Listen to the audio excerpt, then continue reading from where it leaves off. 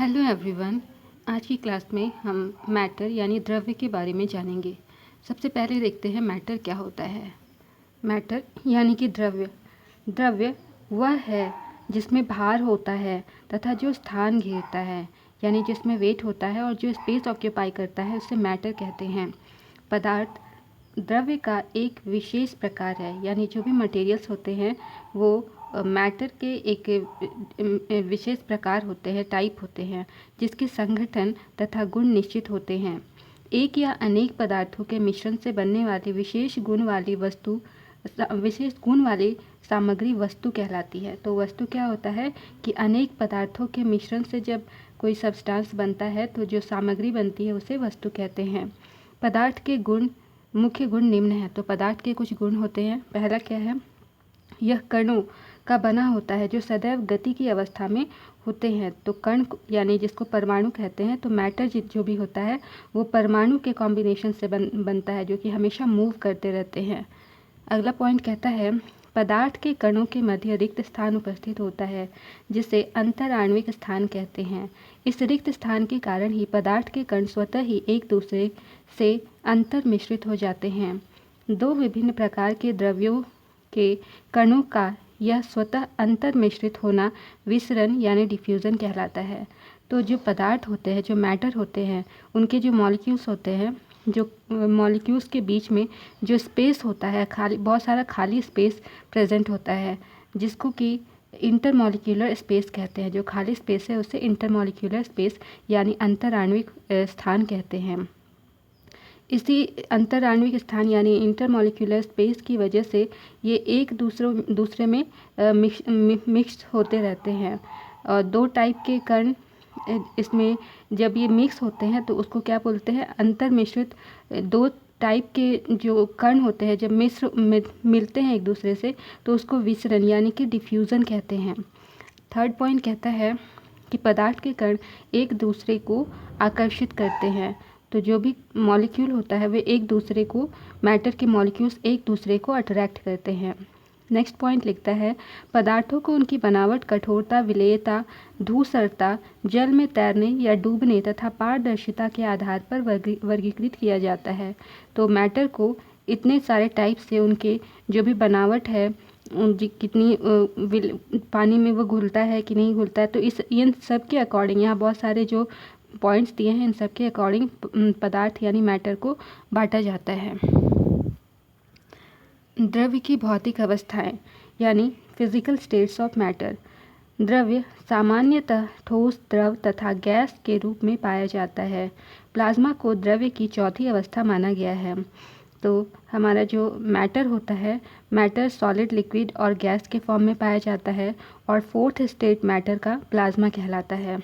तो सबसे पहले देखेंगे कि ठोस यानी कि सॉलिड किसे कहते हैं। इनका आयतन तथा आकार निश्चित होता है। ये लगभग असंपीड्य होते हैं। तो इनका जो वॉल्यूम और साइज़, जो इनका डेफिनेट शेप एंड साइज़ होता है, और ये जो सब्सटेंस होते हैं, ठोस जो होते हैं यानी कि सॉलिड जो होते हैं, ये नॉन कंप्रेसिबल सब्सटेंस होते हैं। नेक्स्ट पॉइंट लिखता है, बाह्य बल लगाने पर भी ये अपने आकार को बनाए रखता है। यानी बाहर से आप कितना भी फोर्स लगाइए, इसका जो शेप साइज़ है वो हमेशा एज इट इज़ रहता है। थर्ड पॉइंट कहता है, ये कर्कश यानी कि कठोर या दृढ़ होते हैं, अर्थात बल लगाने पर ये टूट जाते हैं, परंतु इनका आकार परिवर्तित नहीं होता। यानी कि ये सॉलिड होते हैं, रफ स्ट्रक्चर इनका होता है। ज़्यादा फोर्स आप लगाएंगे तो ये टूट जाएगा, लेकिन इनका जो शेप एंड साइज़ है वो चेंज नहीं कर पाएंगे। अगला है टाइप द्रव्य या द्रव और द्रव्य। द्रव्य का मतलब होता है मैटर और द्रव का मतलब होता है लिक्विड। तो अगला स्टेट ऑफ मैटर है द्रव यानी कि लिक्विड। इनका आयतन तो निश्चित होता है परंतु आकार अनिश्चित होता है। यानी इनका जो शेप होता है वो तो अनिश्चित होता है, लेकिन जो साइज़ होता है, शेप और साइज़, इनका जो आयतन होता है, वॉल्यूम जो होता है वो निश्चित होता है, लेकिन शेप और साइज़ जो है वो अनिश्चित होता है। ये भी असंपीड्य होते हैं, यानी इनको भी आप कंप्रेस नहीं कर सकते हैं। ये उस पात्र का आकार ग्रहण कर लेते हैं जिनमें इन्हें रखा जाता है, यानी जिस वेसल में, जिस बर्तन में आप इसे रखेंगे उन्हीं के शेप में ये आ जाते हैं। नेक्स्ट पॉइंट कहता है द्रवों में बहने का गुण होता है तथा ये अपने आकार को भी परिवर्तित कर सकते हैं, अतः ये दृढ़ नहीं होते तथा इन्हें तरल कहा जाता है। तो जो भी लिक्विड होते हैं ये फ़्लो करते हैं, इनमें फ़्लो करने की टेंडेंसी होती है और ये अपना जो आकार होता है, जो साइज़ होता है, इसको परिवर्तित यानी कि चेंज कर सकते हैं। ये रिजिड नहीं होते हैं, इसीलिए इनको लिक्विड कहा जाता है। नेक्स्ट पॉइंट लिखता है कि ठोस, द्रव तथा गैस द्रवों में विस्तृत हो जाते हैं। तो ये द्रव में विस्तृत हो जाते हैं, मिक्सअप हो जाते हैं। ठोस चाहे सॉलिड हो, चाहे लिक्विड हो, चाहे गैस हो। नेक्स्ट पॉइंट लिखता है द्रव के कणों के मध्य ठोसों के कणों की अपेक्षाकृत अधिक रिक्त स्थान उपस्थित होते हैं, अतः ये गति करने के लिए अधिक मुक्त होते हैं तथा इस कारण द्रवों के विसरण की दर ठोसों की अपेक्षाकृत अधिक होती है। तो जो लिक्विड होते हैं, लिक्विड में जो इंटरमॉलिक्यूलर स्पेस होता है सॉलिड के कंपैरिजन में बहुत ज़्यादा होता है इनके बीच में स्पेस। इसी वजह से ये जो है इजीली मूव कर सकते हैं। इनके जो मॉलिक्यूल्स होते हैं ये ज़्यादा आसानी से मूव कर सकते हैं। अगला है गैस। सॉलिड देखा हमने, लिक्विड देखा, अब आते हैं गैस के पास। गैस क्या होता है? गैस के आयतन तथा आकार दोनों ही अनिश्चित होते हैं, तो ना ही इनका फिक्स्ड शेप होता है, ना फिक्स्ड साइज़ होता है। ये उस पात्र का आयतन या आकार ग्रहण कर लेती हैं जिसमें इसे रखा जाता है, यानी जिस वेसल में आप इसको रखेंगे वो उसी का वो जिस टाइप का होगा वो उसी शेप में वो ढल जाता है। अगला पॉइंट लिखता है एक गैस की किसी अन्य गैस में विस्फित होने की क्षमता बहुत अधिक होती है, यानी कि एक गैस दूसरे गैस में इजीली मिक्स हो जाता है। नेक्स्ट पॉइंट कहता है गैस के कण सदैव अनियमित रूप से गति करते रहते हैं। ये एक दूसरे से तथा पात्र की दीवारों से लगातार टकराते रहते हैं। तो जो गैस के जो मॉलिक्यूल्स होते हैं ये हमेशा हमेशा जो है मूव करते रहते हैं तथा एक दूसरे से टकराते हैं। आपस में ये मॉलिक्यूल्स एक दूसरे से भी टकराते हैं और जिस वेसल में रखा रहता है उसके जो दीवार होते हैं उससे भी टकराते हैं। नेक्स्ट पॉइंट लिखता है गैस का दाब पात्र की दीवारों के प्रति एकांक क्षेत्रफल पर गैस के कणों द्वारा लगाए गए बल के कारण होता है। अब फोर्थ स्टेज में आते हैं। ये कहता है plasma fourth state of matter कहा जाता है। क्या होता है यह द्रव्य की चौथी अवस्था है। इसमें अत्यधिक ऊर्जा युक्त तथा उत्तेजित कण उपस्थित होते हैं और आयनित गैसों के रूप में होते हैं। तो यहाँ पर आयंस के फॉर्म में ये पाए जाते हैं और इसमें काफ़ी एनर्जी होती है। नेक्स्ट पॉइंट लिखता है फ्लोरोसेंट नलिका जिसमें हीलियम भरी होती है तथा नियॉन बल्ब में प्लाज्मा भी भरा होता है। तो ये फ्लोरोसेंट ट्यूब एक होता है जिसमें कि हीलियम भरा रहता है। फ्लोरोसेंट ट्यूब में हीलियम भरा रहता है और नियॉन बल्ब में भी प्लाज्मा प्रेजेंट होता है। तो यहाँ पर यह इन दो जगह पर प्लाज्मा पाया जाता है। अगला लिखता है पॉइंट कि सूर्य तथा तारे भी इसमें उपस्थित प्लाज्मा के कारण ही चमकते हैं। तो जो हमारा सन है, जो स्टार्स है, उसमें शाइन किस वजह से होती है? उनमें जो प्लाज्मा प्रेजेंट होता है उनकी वजह से इनमें शाइन आती है। द्रवों में अवस्था परिवर्तन, तो यहाँ पर स्टेट चेंज कैसे होता है, मैटर का जो स्टेट होता है वो कैसे चेंज होता है ये देखेंगे। किसी द्रव्य की अवस्था निम्न दो कारकों के द्वारा निर्धारित की जाती है। तो दो फैक्टर्स हैं, पहला है आकर्षण बल यानी कि फोर्स ऑफ अट्रैक्शन, दूसरा है कणों की गतिज ऊर्जा यानी कि इनकी जो बीच में काइनेटिक एनर्जी होती है मॉलिक्यूल्स के बीच में, उन पर डिपेंड करता है कि स्टेट ऑफ मैटर कैसे चेंज होगा। चूँकि ये दोनों ही कारक ताप तथा दाब द्वारा प्रभावित होते हैं, अतः ताप तथा दाब में परिवर्तन करने पर द्रव्य की अवस्था भी परिवर्तित हो जाती है। तब ये जो दोनों स्टेट है, दोनों लिखा हुआ है, जो आकर्षण बल यानी फोर्स ऑफ अट्रैक्शन और काइनेटिक एनर्जी, ये दोनों चीज़ प्रेशर और टेम्परेचर पर डिपेंड करता है। इसीलिए अगर प्रेशर और टेम्परेचर चेंज हो जाएगा तो हमारा जो द्रव्य यानी कि मैटर है उसका भी स्टेट चेंज हो जाता है। अब देखेंगे ताप का प्रभाव यानी कि इफ़ेक्ट ऑफ टेम्परेचर। किसी ठोस का ताप बढ़ाने पर उसके कणों की गतिज ऊर्जा बढ़ जाती है जिसके कारण वे अत्यधिक वेग से कंपन करना प्रारंभ कर देते हैं। तो अगर कोई सॉलिड सब्सटेंस है उसका टेम्परेचर इंक्रीज़ करेंगे तो उनके जो मॉलिक्यूल्स हैं उनके बीच में जो काइनेटिक एनर्जी है वो बढ़ जाएगी, इंक्रीज़ हो जाएगी। इस वजह से जो इनके बीच में जो वेलोसिटी है इनके बीच में वो जब आपस में ये इनके बीच में जब वाइब्रेट करते हैं तो इनका वाइब्रेशन भी इंक्रीज़ हो जाता है।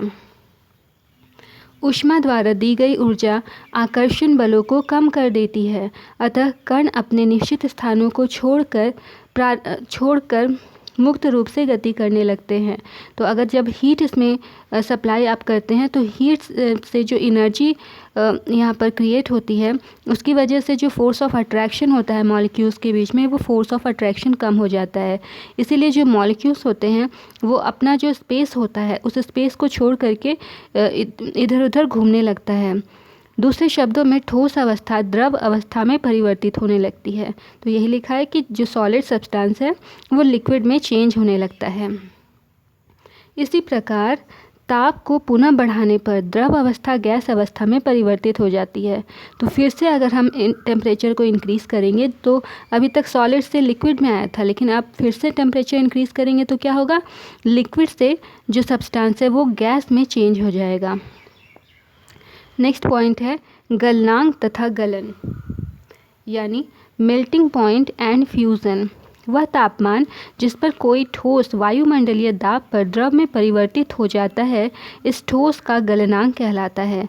तो मेल्टिंग पॉइंट किसे कहते हैं कि वो टेम्परेचर जिस पर कोई सॉलिड जो है एटमॉस्फेरिक प्रेशर पर सॉलिड से लिक्विड में चेंज हो जाता है उसको गलनांक यानी कि मेल्टिंग पॉइंट कहते हैं।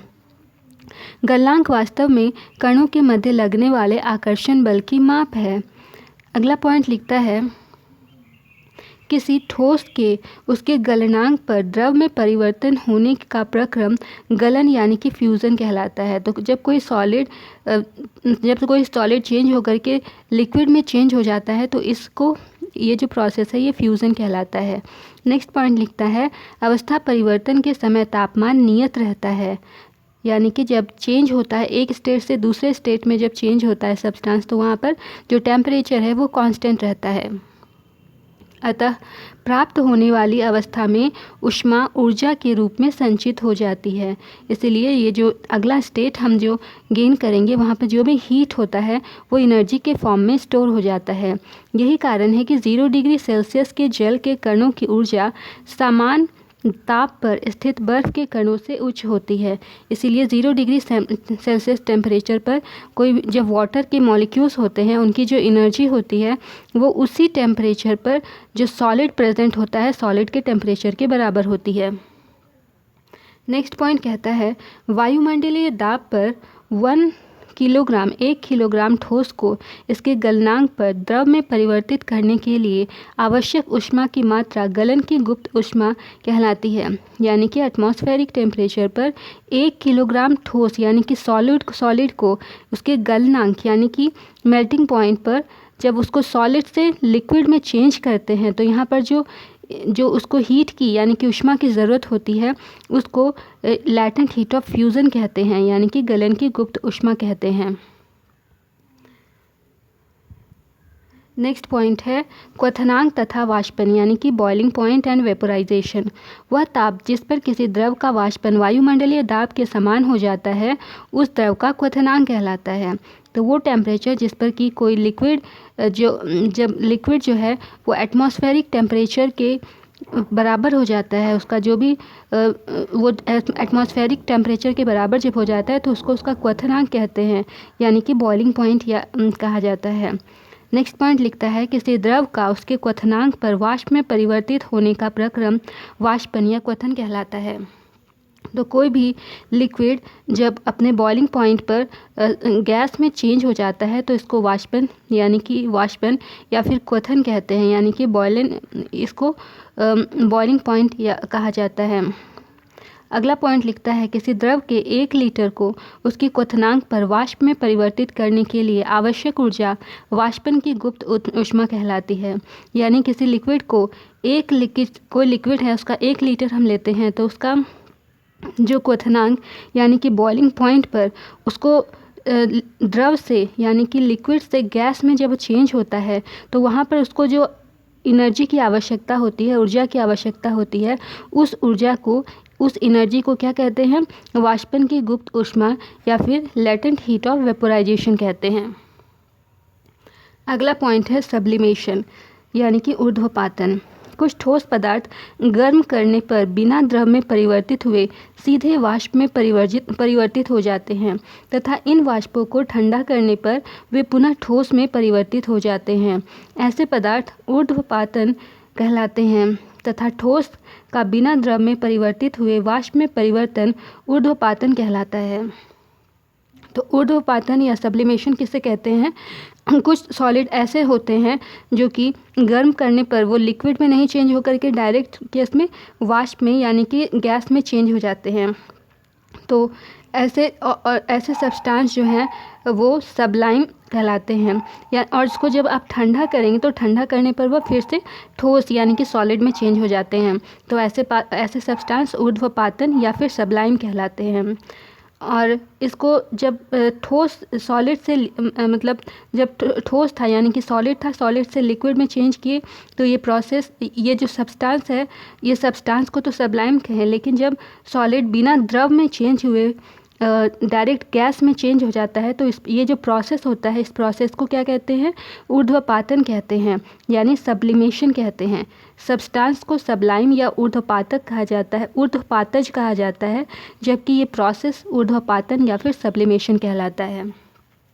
कुछ सब्सटेंसेस हमारे पास में है जो सब्लाइम सब्सटेंसेस हैं या ऊर्ध्वपातज सब्सटेंसेस हैं। कौन कौन से हैं? नेप्थलीन, बेंजोइक एसिड, बेंजोइक अम्ल आदि कुछ ऊर्ध्वपातज सब्सटेंसेस हैं हमारे पास में। अब है दाब का प्रभाव यानी इफ़ेक्ट ऑफ प्रेशर। प्रेशर का क्या प्रभाव पड़ता है? हम जानते हैं कि गैसों में अंतराण्विक स्थान सर्वाधिक तथा ठोस में सबसे कम होता है, अतः गैसों को आसानी से दबाया जा सकता है। तो गैस में जो लिक्विड गैस जो होता है, गैस में क्या होता है? जो इंटरमॉलिक्यूलर स्पेस सबसे ज़्यादा होता है, ठोस के में सबसे कम होता है और गैस में सबसे ज़्यादा होता है इंटरमॉलिक्यूलर स्पेस यानी अंतराण्विक स्थान। इसीलिए जो गैस होता है, गैस को हम लोग ईजीली कंप्रेस कर सकते हैं, दबा सकते हैं। गैस के बारे में नेक्स्ट पॉइंट इसका इफ़ेक्ट ऑफ प्रेशर में नेक्स्ट पॉइंट लिखता है, किसी गैस को दाब लगाकर दबाने पर उसके जो कण होते हैं वे पास पास आ जाते हैं, अतः अंतराण्विक दूरी कम हो जाती है तथा गैस द्रवित होने लगती है, अर्थात द्रव में परिवर्तित होने लगती है। तो कोई भी गैस है, इस पर जब हम लोग प्रेशर लगाएंगे तो उसके जो मॉलिक्यूल्स होते हैं वो कंप्रेस हो जाते हैं, नज़दीक हो जाते हैं, पास पास आने लगते हैं। इस वजह से इनके बीच जो इंटरमॉलिक्यूलर स्पेस यानी अंतराण्विक दूरी होती है वो कम हो जाती है और जो गैस होता है वो धीरे धीरे गैस से द्रवित होने लगता है यानी कि द्रव में चेंज होने लगता है। तो गैस से वो लिक्विड में चेंज होने लगता है। अगला पॉइंट लिखता है, दाब लगाकर ताप को कम करके गैसों को द्रवित किया जा सकता है। तो गैस को लिक्विड में कैसे चेंज कर रहे हैं, उस पर प्रेशर लगा रहे हैं और टेम्परेचर को कम करेंगे तो गैस जो है वो लिक्विड में चेंज हो जाता है। अगला पॉइंट है इवापोरेशन। इवापोरेशन क्या होता है? किसी द्रव की सतह पर उपस्थित कणों का इसके क्वथनांक से नीचे किसी भी ताप पर वाष्प में परिवर्तित होने का प्रक्रम वाष्पीकरण कहलाता है। तो कोई भी लिक्विड है उसको उसके सरफेस पर जो मॉलिक्यूल्स प्रेजेंट होते हैं तो उनका जो बॉइलिंग पॉइंट से जब वो उनका टेम्परेचर कम हो जाता है तो वो वाष्प में यानी कि वेपर में चेंज होने लगते हैं। ये जो प्रोसेस है, यही प्रोसेस इवापोरेशन या फिर वाष्पीकरण कहलाता है। अगला पॉइंट लिखा है, पृष्ठ क्षेत्रफल, तापमान, वायु का वेग आदि बढ़ाने पर आर्द्रता कम होने पर वाष्पीकरण की दर बढ़ जाती है।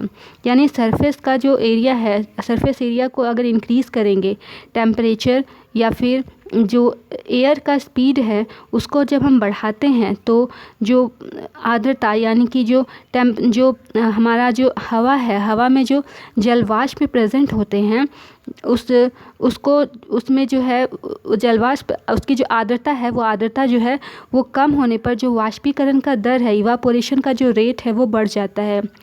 अगला पॉइंट लिखता है वाष्पीकरण के दौरान वातावरण से ऊष्मा ली जाती है, अतः यह ठंडक उत्पन्न करता है। तो जब इवापोरेशन होता है उस टाइम क्या होता है, एटमॉस्फेयर से एनर्जी को गेन किया जाता है। इस वजह से जब एटमॉस्फेयर से एनर्जी गेन करते हैं तो वहाँ पर क्या होता है, ठंडक यानी कि शीतलता उत्पन्न होती है।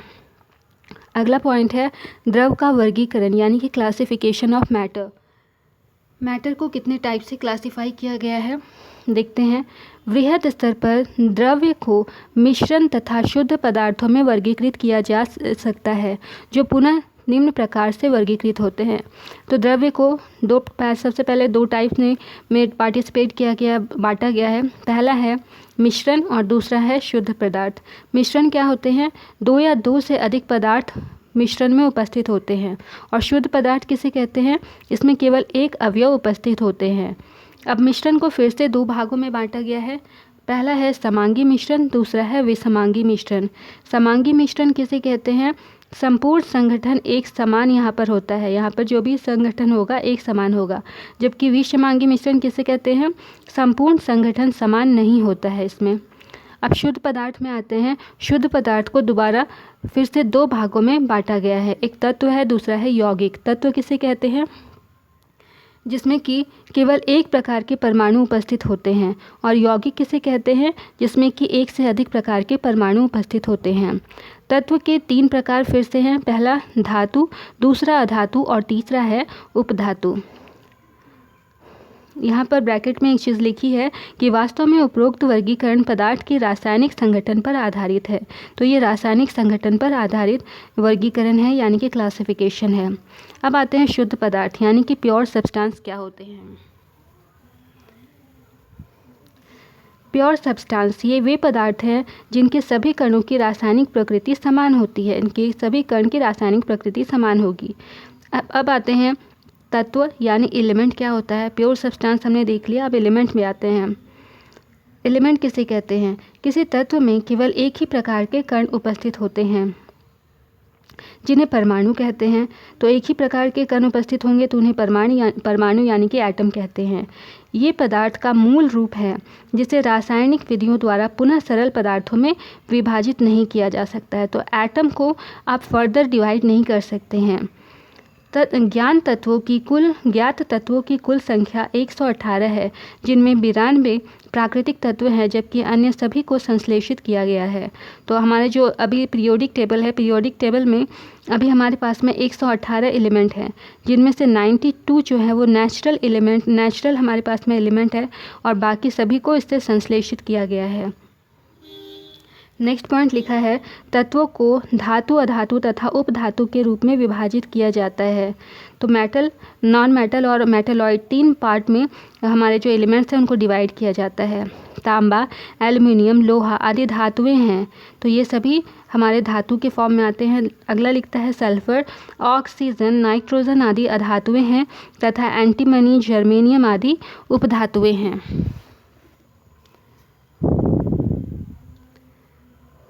आगे लिखता है भूप्रकृति के विभिन्न तत्वों की प्रतिशतता निम्न प्रकार से है।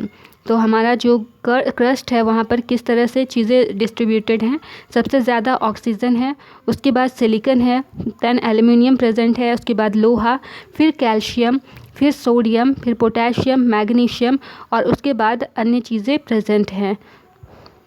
तो ऑक्सीजन हमारा अधातु है, सिलिकॉन अधातु है, जबकि एल्युमिनियम धातु होता है। अब आगे नेक्स्ट पॉइंट लिखा है मानव शरीर के विभिन्न तत्वों की प्रतिशतता निम्न है। तो अभी हमारा अर्थ के क्रस्ट पर इस तरीके से डिस्ट्रीब्यूशन था, अब ह्यूमन बॉडी में किस तरह से परसेंटेज डिस्ट्रीब्यूटेड है देखते हैं। तो सबसे ज़्यादा ह्यूमन बॉडी में ऑक्सीजन प्रेजेंट है, उसके बाद कार्बन प्रेजेंट है, देन हाइड्रोजन, फिर नाइट्रोजन, फिर फॉस्फोरस और उसके बाद में सोडियम आता है। अगला पॉइंट है वायुमंडल में सर्वाधिक मात्रा में उपस्थित तत्व नाइट्रोजन है जो कि एक अधातु है। तो एटमॉस्फेयर की बात करें तो सबसे ज़्यादा एटमॉस्फेयर में क्या प्रेजेंट है, नाइट्रोजन है जो कि एक अधातु है, यानी कि नॉन मेटल है। तो अभी अर्थ के क्रस्ट पर हमने देखा ह्यूमन बॉडी में कैसे परसेंटेज डिस्ट्रीब्यूटेड है ये देखा, और एटमॉस्फेयर में किस तरह से डिस्ट्रीब्यूशन है ये हमने देखा। अब हमने प्योर सब्सटेंस देख लिया, एलिमेंट देख लिया, अब हम कंपाउंड की तरफ में बढ़ते हैं। तो कंपाउंड क्या होता है? ये इन दो या दो से अधिक तत्वों को निश्चित अनुपात में रखने वाले शुद्ध पदार्थ यौगिक कहलाते हैं। तो यह दो या दो से अधिक तत्व जब आपस में मिलते हैं, निश्चित अनुपात में मिलते हैं, तो इसे हम कंपाउंड यानी कि यौगिक कहते हैं। इनके गुण अनेक अवयवों के तत्वों से भिन्न होते हैं। तो इनके जो प्रॉपर्टी होती है वो अलग होती है। जल, अमोनिया, शर्करा, कार्बन डाइऑक्साइड आदि यौगिक के उदाहरण हैं। तो ये सभी हमारे कंपाउंड के एग्जाम्पल्स हैं। अगला पॉइंट लिखता है, यौगिक के अवयवों को भौतिक विधियों द्वारा पृथक नहीं किया जा सकता, परंतु रासायनिक विधियों द्वारा ये पृथक हो जाते हैं। तो जो भी कंपाउंड होते हैं उसको भौतिक विधि से हम लोग नहीं सेपरेट कर सकते हैं, लेकिन केमिकल प्रोसेस से, फिजिकल प्रोसेस से चेंज नहीं कर पाएंगे, लेकिन केमिकल प्रोसेस से उसको हम लोग चेंज कर सकते हैं। अब नेक्स्ट है मिक्सचर। मिक्सचर क्या होते हैं? मिक्सचर यानी कि मिश्रण। दो या दो से अधिक पदार्थों को किसी भी अनुपात में मिलाने पर मिश्रण प्राप्त होता है। मिश्रण दो प्रकार के होते हैं। तो मिक्सचर दो से अधिक सब्सटेंस को आपस में किसी भी रेशियो में मिलाएंगे तो हमें जो सब्सटेंस मिलेगा वो उसको हम लोग मिक्सचर कहते हैं। मिक्सचर दो टाइप के हैं। पहला समांगी यानी कि होमोजीनियस मिक्सचर, वह मिश्रण जिसमें संपूर्ण संघटक एक समान होती है, समांगी मिश्रण कहलाता है। तो जो भी चीज़ें मिली होंगी वो एक समान, जैसे कि हमारा पानी में चीनी हम डालते हैं तो हर जगह पर चीनी का जो पानी और चीनी है हर जगह एक ही जैसा मिला हुआ रहेगा, तो इसको हम लोग समांगी मिश्रण कहते हैं। समान अवयवों वाले दो समांगी मिश्रणों का संगठन भिन्न भिन्न हो सकता है। तो यहाँ पर जो परसेंटेज होता है, परसेंटेज अलग हो सकता है। जैसे चीनी में पानी मिलाया तो हो सकता है कि चीनी की मात्रा कम हो, पानी की मात्रा ज़्यादा हो, तो यहाँ पर जो परसेंटेज है वो चेंज हो सकता है। किसी को ज़्यादा चीनी पसंद होगी तो वो ज़्यादा डालेगा, किसी को कम होगी तो कम यूज़ करेगा, तो यहाँ पर परसेंटेज चेंज हो सकता है। नेक्स्ट पॉइंट लिखता है वायु। वास्तविक विलयन, जैसे जल में चीनी का विलयन, जल में नमक का विलयन, मिश्र धातु एक धातु तथा अन्य धातु के साथ मिश्रण आदि समांगी मिश्रण के उदाहरण हैं। तो जैसा मैंने बताया, समांगी मिश्रण के एग्जाम्पल्स आपके पास में दिए हैं। जैसे पानी में चीनी मिलाते हैं तो वो भी आपका समांगी मिश्रण यानी होमोजीनियस मिक्सचर का एग्जाम्पल हो गया। पानी में नमक मिलाया तो वो भी होमोजीनियस मिक्सचर का एग्जाम्पल हो गया। उसी तरह से मिश्र धातु में भी कुछ चीज़ें दी गई हैं। मिश्र धातु क्या होता है? इसमें एक धातु होता है और दूसरा अधातु होता है। मिश्र धातु में एक धातु और दूसरा धातु, मतलब दो धातु को आपस में मिलाने से मिश्र धातु का फॉर्मेशन होता है। नेक्स्ट आते हैं वास्तविक विलयनों के गुणधर्म यानी प्रॉपर्टीज ऑफ रियल सॉल्यूशंस। पहली प्रॉपर्टी है वास्तविक विलयन दो या दो से अधिक पदार्थों का समांगी मिश्रण होता है। तो यहाँ पर दो या दो से अधिक मैटर के कॉम्बिनेशन से यहाँ पर समांगी मिश्रण यानी होमोजीनियस मिक्सचर बनते हैं। नेक्स्ट पॉइंट है वास्तविक विलयन का वह अवयव जो कम मात्रा में उपस्थित हो विलेय कहलाता है, तथा वह अवयव जो उच्च मात्रा में उपस्थित हो वह विलायक कहलाता है। जैसे पानी और चीनी का मिक्सचर हम लोग बना रहे थे तो चीनी जो है वो कम मात्रा में है और पानी उसमें ज़्यादा है, तो जो कम मात्रा में है उसको विलेय यानी कि सॉल्यूट कहते हैं, और जो ज़्यादा मात्रा में है जैसे कि पानी तो उसे हम लोग विलायक या फिर सॉल्वेंट कहते हैं। नेक्स्ट पॉइंट है वास्तविक विलयन के कणों का आकार बहुत छोटा होने के कारण इन्हें नग्न आँखों से नहीं देखा जा सकता। फोर्थ पॉइंट कहता है ये विलयन स्थायी होते हैं, अर्थात रखने पर भी इनके कण तलों में एकत्रित नहीं होते हैं। तो चीनी और पानी को एक बार आप मिला देंगे तो उसको थोड़ी देर छोड़ भी देंगे ना तो चीनी उस नीचे नहीं बैठता है, तो ये स्थायी होते हैं, एक बार मिल गया तो मिल गया। फिफ्थ पॉइंट है वास्तविक विलयनों के कण फिल्टर पत्र के आर पार गुजर सकते हैं, अतः इन्हें निस्यंदन या फिर फिल्टरेशन द्वारा अलग नहीं किया जा सकता। सिक्स्थ पॉइंट लिखता है ये विलयन पारदर्शी होते हैं, ट्रांसपेरेंट होते हैं। सेवन्थ पॉइंट है ये प्रकाश का प्रकीर्णन नहीं करते तथा ये टिंडल प्रभाव व ब्राउनियन गति भी नहीं दर्शाते। तो ये सब जो चीज़ें हैं, ये सब जो हमारे पास में फिनोमेना है, ये सबको ये जो हमारे होमोजीनियस मिक्सचर है ये सब शो नहीं करते हैं। एट्थ पॉइंट है ये विलयन जिनमें विलेय की अधिकतम वे विलयन जिनमें विलेय को अधिकतम संभव मात्रा घुली होती है संतृप्त विलयन कहते हैं। तो ऐसा जैसे कि पानी में हम चीनी मिलाएं तो चीनी एक लिमिट तक ही उसमें घुल पाएगी, उसके बाद आप और चीनी मिलाओगे तो नहीं घुल पाएगी। तो जो वहाँ पर वो स्टेट जहाँ पर और चीनी आप नहीं घुल सकते हैं उसको संतृप्त विलयन कहते हैं, या फिर मतलब इंग्लिश में उसे सैचुरेटेड विलयन कहते हैं। वे विलयन जिनमें विलेय की मात्रा संतृप्त विलयन की अपेक्षाकृत कम होती है असंतृप्त विलयन कहलाती है। तो अगर मतलब लिक्विड के कंपैरिजन में जैसे कि पानी था, पानी के कंपैरिजन में चीनी उसमें कम है, तो उस तरह का जो विलयन होता है उसको असंतृप्त यानी अनसैचुरेटेड सॉल्यूशन कहते हैं। वे विलयन जिनमें विलेय की मात्रा संतृप्त विलयन की अपेक्षाकृत अधिक होती है असंतृप्त विलयन कहलाते हैं। तो जिनमें विलेय की मात्रा अधिक होती है उसको असंतृप्त यानी कि सुपर सैचुरेटेड सॉल्यूशन कहते हैं। 9th पॉइंट लिखता है, विलेय की कम मात्रा वाले विलयन को तनु विलयन भी कहा जाता है तथा विलेय की अधिक मात्रा वाले विलयन को सांद्र विलयन भी कहा जाता है। तनु तथा सांद्र तुलनात्मक शब्द हैं। तो जहाँ पर कम मात्रा होगा विलेय की कम मात्रा होगी उसे डाइल्यूट सॉल्यूशन यानी तनु विलयन कहते हैं, और अधिक मात्रा होगी तो उसे कॉन्सेंट्रेटेड सॉल्यूशन यानी सांद्र विलयन कहते हैं। 10th पॉइंट है, किसी विलयन के दिए गए आयतन या मात्रा में विलेय की घुलित मात्रा उस विलयन की सांद्रता कहलाती है। तो कितना मात्रा में विलेय घुला हुआ है वो उसका सांद्रता कहलाता है। इसके लिए फॉर्मूला भी आपके पास में है। विलयन की सांद्रता अगर क्वेश्चन में निकालने के लिए कहा जाए तो फॉर्मूला क्या होगा, विलेय की मात्रा डिवाइडेड बाय विलायक की मात्रा। इस तरह से आप विलेय की जो हमारे पास में विलयन है विलयन की सांद्रता हम इजीली निकाल सकते हैं। नेक्स्ट पॉइंट है विषमांगी मिश्रण। विषमांगी मिश्रण क्या होते हैं, यानी कि हेट्रोजीनियस मिक्सचर। वे मिश्रण जिनका संघटन संपूर्ण विलयन के समान नहीं होता विषमांगी मिश्रण कहलाता है।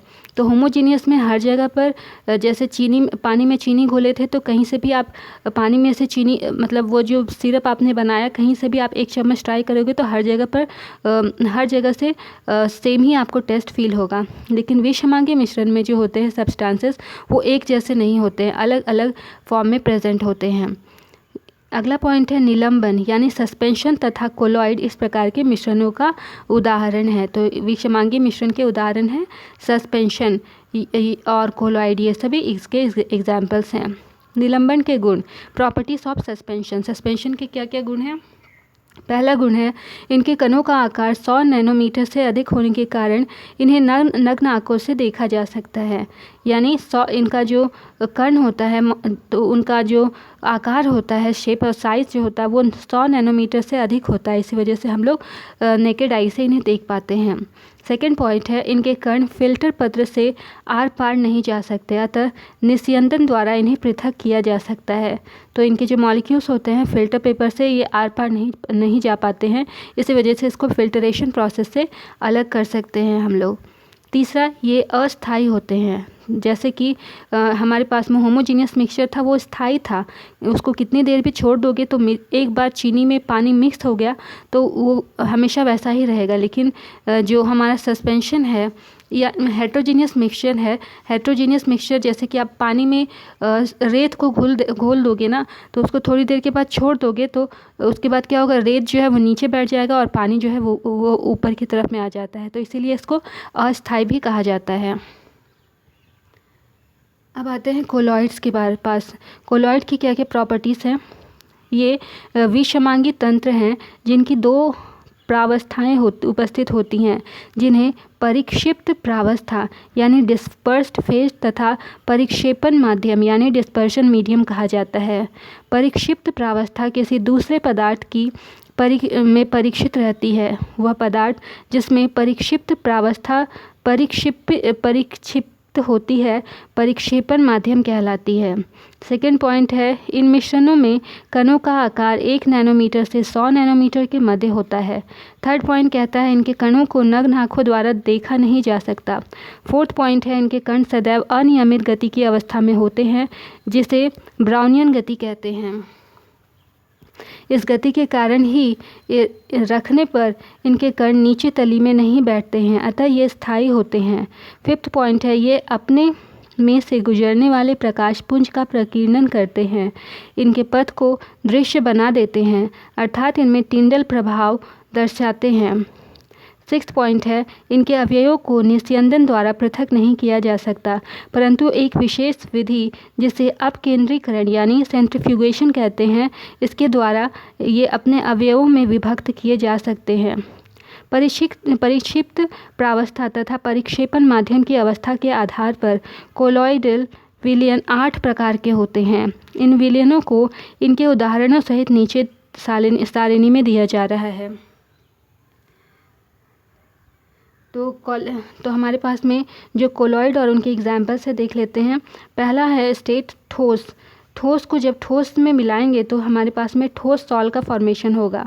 उसके एग्जाम्पल हैं रंगीन कांच और महंगे पत्थर। फिर ठोस को जब द्रव में मिलाते हैं तो सॉल का फॉर्मेशन होता है, जैसे कि पेंट। ठोस को गैस में मिलाएंगे तो एरोसॉल का फॉर्मेशन होता है, जैसे कि धूल और धुआं। गैस को ठोस में मिलाएंगे तो ठोस सॉल का फॉर्मेशन होगा, जैसे कि चमकीला पत्थर, फोम, रबड़ आदि। फिर हमारे पास में है गैस को जब द्रव में मिलाते हैं तो फोम का फॉर्मेशन होता है। एग्जाम्पल है हमारे पास में झाग, फेंटी हुई क्रीम, साबुन का झाग इत्यादि। फिर द्रव को जब ठोस में मिलाते हैं तो जेल का फॉर्मेशन होता है। एग्जाम्पल है मक्खन, पनीर, जेली आदि। फिर द्रव को जब द्रव में मिलाते हैं तो पायस का फॉर्मेशन होता है। एग्जाम्पल है दूध, बालों में लगाने वाली क्रीम। फिर द्रव को जब हम गैस में मिलाते हैं तो हमारे पास में एरोसॉल का फॉर्मेशन होता है। एग्जाम्पल्स हैं धूम, कोहरा, बादल। कीटनाशक छिड़कने वाली जो दवाएं होती हैं वो उसे कीटनाशक कहते हैं। तो ये थी हमारी आज की क्लास। मिलते हैं अगली क्लास में एक नए चैप्टर के साथ।